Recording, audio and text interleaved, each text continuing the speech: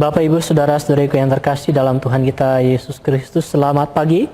Selamat berjumpa kembali dalam permenuhan kita pada pagi hari ini, hari Rabu tanggal 9 September 2020 yang adalah pekan biasa yang ke-23.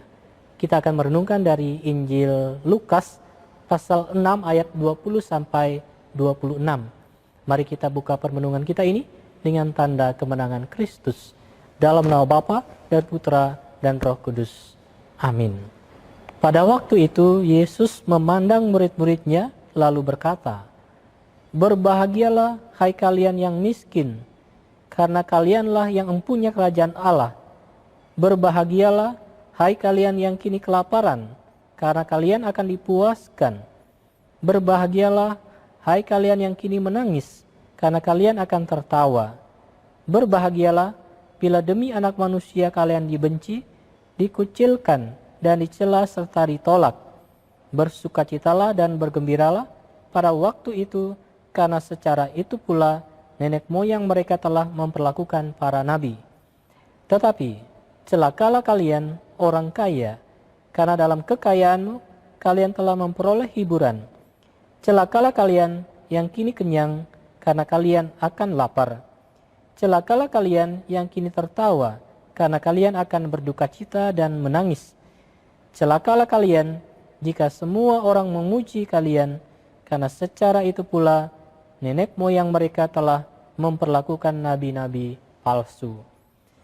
Demikianlah Injil Tuhan. Terpujilah Kristus. Bapak, Ibu, Saudara-saudariku yang terkasih dalam Tuhan kita Yesus Kristus, sabda bahagia yang disampaikan Yesus dalam Injil yang kita dengarkan hari ini mengundang kita untuk selalu mengejar kebahagiaan yang sejati, yaitu kebahagiaan di dalam Tuhan. Bahagia karena bisa bersatu dengan Tuhan dan melakukan kehendak Allah dengan sungguh dan sukacita. Kebahagiaan hidup di dunia ini dan kebahagiaan hidup abadi di dalam kerajaan surga yang Tuhan sediakan untuk kita. Apa saja kriteria kebahagiaan itu menurut Yesus sendiri? Yang berbahagia adalah yang miskin di hadapan Allah, yaitu orang yang terbuka hatinya untuk menerima berkat dan anugerah Tuhan, orang yang mengandalkan dan menggantungkan seluruh kehidupannya kepada Tuhan, orang yang melihat bahwa semua yang diterimanya adalah anugerah dari Tuhan, yang akhirnya selalu siap untuk menjadi saluran berkat bagi sesama. Yang berbahagia adalah orang yang kelaparan, orang yang menangis, yaitu orang yang selalu mempunyai hati bagi sesama yang membutuhkan bantuan, yang siap selalu mengulurkan tangan bagi orang yang menderita. Yang berbahagia adalah orang yang rela berkorban untuk kebenaran dan yang teguh pada iman akan Tuhan Yesus.